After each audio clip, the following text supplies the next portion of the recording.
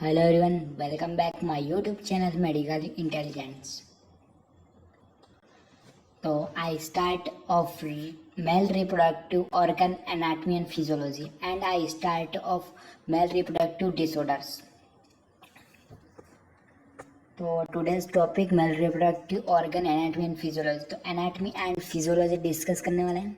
Male reproductive system consists of the following structure: scrotum, testis, epididymis, vas deferens, supramatic cord, seminal vesicles, ejaculatory duct, prostate gland, urethra, penis. This is the 10 part of male reproductive system. तो firstly anatomy clear होनी चाहिए mail reproductive organs की. अगर anatomy clear होगी तभी ही disorder जो है कि अच्छे से समझ में आएंगे. फर्स्ट है स्क्रोटम. तो scrotum is the external male genital organ which is the situated behind the underneath the penis. तो scrotum is the external male genital. तो ये जो रिप्रोडक्टिव जो ऑर्गन्स होते हैं उसके अंदर स्क्रोटम क्या होता है कि जो मेल का जो जेनिटल ऑर्गन्स होते हैं वो सिचुएटेड होता है बिहाइंड, यानी कि एक्सटर्नल होता है, बॉडी के से एक्सटर्नल बाहर होता है, underneath of the penis. It is the small muscle sac like structure that contain testicle. इसका जो टेस्टिकल स्क्रोटम का जो शेप होता है वो सैक लाइक स्ट्रक्चर होता है और कंटेन करता है टेस्टिकल्स को. फिर है third, internally scrotum is divided into two compartments, each is the which contain following structure: one testicles, one epididymis, testicular end of the spermatic cord. तो स्क्रोटम जो होता है इसके अंदर थ्री ऑर्गन्स होते हैं. पहला होता है वन टेस्टिकल, यानी एक टेस्टिकल होता है, और एक एपिडाइडमिस होता है, और testicular end of the spermatic cord. तो इसके अंदर जो वन टेस्टिकल्स दिया यानी कि दो टेस्टिस होते हैं, दो एपिडाइडमिस होती है और टेस्टिकुलर स्पर्मेटिक कॉर्ड होती है. The testicles descend into the scrotum during the first year of life. यानी कि जब बेबी का जब बॉर्न होता है तो उसके अंदर क्या होता है कि वो जो स्क्रोटम होता है यानी कि उसके जो टेस्टिकल्स होते हैं वो एब्डोमिनल में जो इंग्विनल कैनाल होती है उसके अंदर प्रेजेंट होते हैं. जब वो उसकी जब जैसे ही एज ग्रोथ होने लगती है धीरे धीरे क्या होता है कि उसके जो टेस्टी है वो इंग्विनल कैनाल के थ्रू जो है कि स्क्रोटम में डिसेंड हो जाते हैं. The scrotum is the protect the testicles. तो स्क्रोटम क्या करता है कि टेस्टिकल को प्रोटेक्ट करता है फ्रॉम द टेम्परेचर चेंजेस. तो इसका टेम्परेचर भी स्क्रोटम का अलग होता है, यानी कि जो हमारे टेस्टिकल्स जो होते हैं बॉडी से वो बाहर होते हैं, इनका जो टेम्परेचर होता है वो 34 डिग्री सेल्सियस होता है, जबकि हमारा नॉर्मल बॉडी टेम्परेचर होता है 37 डिग्री सेल्सियस होता है. अब सेकेंड पार्ट है टेस्टिस. तो टेस्टिस की एनाटॉमी यहाँ पर देख सकते हो. यूरेथ्रा दे रखा है, ग्लैंड्स, पेनिस दे रखा है, टेस्टिस दे रखे हैं, scrotum, seminal vesicles, prostate gland, vas deferens. Male reproductive system. In human being is 2 testis और टेस्टिकल आर फाउंड. तो ह्यूमन बॉडी में 2 टेस्टिस और 2 टेस्टिकल्स होते हैं, यानी टेस्टिस मतलब 1 और टेस्टिकल्स के अंदर दोनों आ जाते हैं. There are the male reproductive glands of male gonads. तो इनमें मेल गोनेट्स या मेल रिप्रोडक्टिव ऑर्गन्स भी कह सकते हैं. The testis are located behind the penis and the scrotum. तो टेस्टिस जो होते हैं वो हमारे जो पेनिस होता है उसके बिहाइंड यानी कि उसके पीछे की साइड जो है कि प्रेजेंट होते हैं स्क्रोटम के अंदर. स्क्रोटम जो पड़ा उस जो पाउच लाइक स्ट्रक्चर होता है जिसके अंदर क्या होता है कि ये जो टेस्टिस होते हैं ये प्रेजेंट होते हैं. Length, weight and the thickness of the testicle are as follows.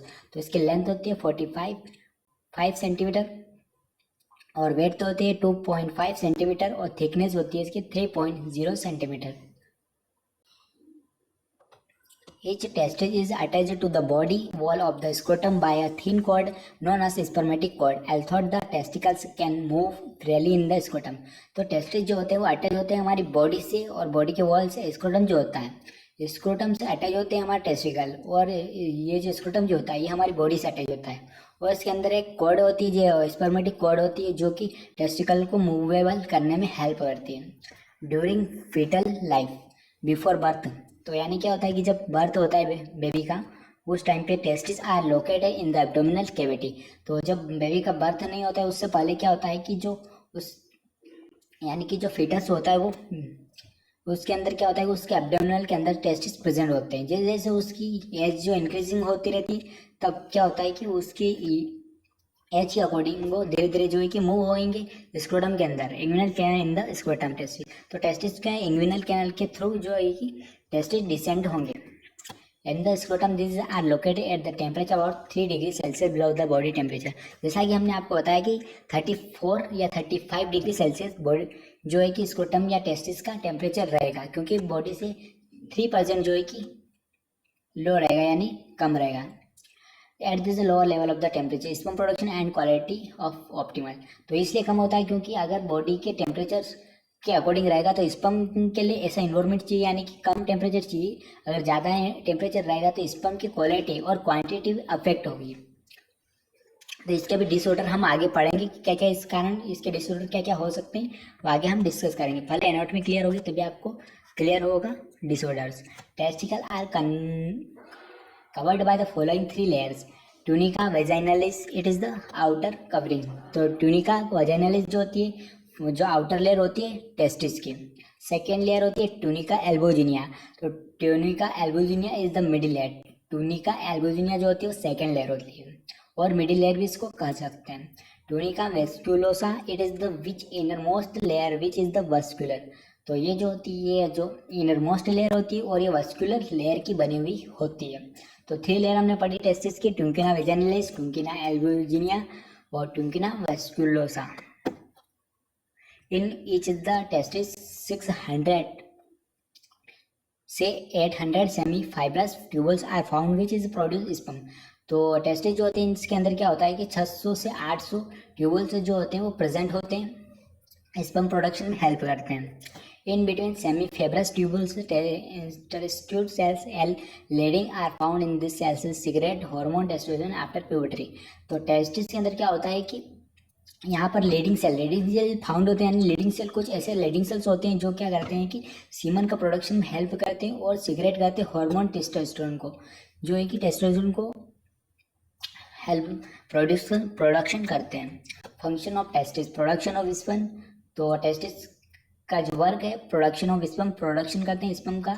Secretion of hormone testosterone after puberty, तो सिक्रेशन करते हैं हार्मोन्स का टेस्टोस्टेरोन आफ्टर, यानी कि प्यूबर्टी के बाद जो सिक्रेशन करते हैं हार्मोन्स का। स्ट्रक्चर ऑफ स्पर्म, तो स्पर्म का स्ट्रक्चर देख सकते हैं। Sperm is the male reproductive cells about 150 millions of sperm in found in the 1 ml of semen. तो यानी कि जो सीमन होता है इसके अंदर 1 ml सीमन के अंदर 60 यानी 60 से 150 मिलियन स्पर्म प्रेजेंट होते हैं, यानी केवल 1 ml के अंदर। As cylindrical structure which consist of following 3 parts. तो इसका जो शेप होता है वो सिलेंड्रिकल होता है। इसके पार्ट यहाँ पर डिवाइड किए गए हैं। तो इसके पार्ट देखो, हेड, बॉडी एंड टेल। तो 3 पार्ट होते हैं इसके, head, body and tail. Head, it is the spherical in shape and has following structure. तो फर्स्ट इसका जो स्ट्रक्चर होता है स्पेरिकल शेप होता है हेड। हेड जो होता है इसका स्पेरिकल शेप होता है। लार्ज न्यूक्लियस होते हैं इसके अंदर, एक्रोसोम्स इसके अंदर प्रेजेंट होते हैं। In nucleus half number of the chromosome are found in content genetic information. तो जो इसका जो हेड होता है इसके अंदर क्या होता है कि क्रोमोसोम बहुत ही नंबर्स में प्रेजेंट होते हैं। During fertilization acrosome release a enzyme known as हाइड्रोल्यूरोनाइज्ड विच पेरेंट्रेस द वर्म। तो फर्टिलाइजेशन के टाइम क्या होता है कि जो क्रोमोसोम होते हैं वो रिलीज हो जाते हैं और एक ऐसा एंजाइम होता है जो कि इनको फर्टिलाइज करने में हेल्प करता है। फिर second, body, it is consist of 2 part. तो बॉडी के 2 पार्ट होते हैं, भला होता है नेक। तो यहाँ पर देख सकते हो इसका बॉडी के 2 पार्ट होते हैं, नेक और मिडिल। तो नेक इट इज कंटेन सेंट्रियोलस। तो सेंट्रियोलस को कंटेन करके रखता है मिडिल पीस। तो मिडिल पीस जो होता है it is contain mitochondria which is provide energy for the movement of the sperm. तो माइटोकॉन्ड्रिया आपको पता ही है कि कंट्रोलर ऑफ सेल जिसे कहते हैं, जो कि मूवमेंट में हेल्प करेगा स्पर्म की, ताकि अच्छे से मूव हो सके और वजाइना के में जाकर फर्टिलाइज हो सके। थर्ड है इसका tail, it is the long and thin structure which is helpful in the movement of sperm. तो टेल जो होता है वो बहुत ही हेल्प करता है मूवमेंट करने में स्पर्म की। तो स्ट्रक्चर इसका देख सकते हो, एक्रोसोम यहाँ पर देख सकता है, न्यूक्लियस दे रखा है, head, body, centrioles, mitochondria, tail, etc. Structure of sperm, it is the upper pole of the testis that is semi fibrous tubule are combined in the form of single tubules known as the epididymis. It is the tightly folded tube is an adult. तो tightly fold होता है adult के अंदर. It is the length is about 6-7 metre.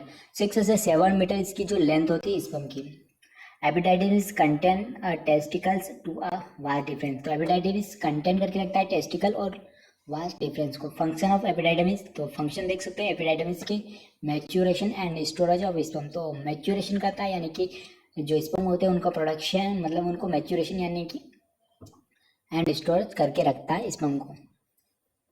Transportation of sperm for testis to ejaculatory duct, तो transformation करता है sperm को testis से जो एपिडाइडिमिस जो होता है वह ट्रांसफर करता है, यानी कि वो टेस्टिस से तो एजुकेलेटरी डक्ट होती है वहाँ पर ले जाने का कार्य जो है कि एपिडाइडिमिस करता है. तो यहाँ पर हमारा जो आज का टॉपिक है कंप्लीट हुआ. अगले टॉपिक में हम कंटिन्यू करेंगे. तब तक के लिए वीडियो लाइक करिए और चैनल को सब्सक्राइब करिए. और ये नोट्स आपको हमारे चैनल पर मिल जाएंगे या टेलीग्राम पर आप देख सकते हो.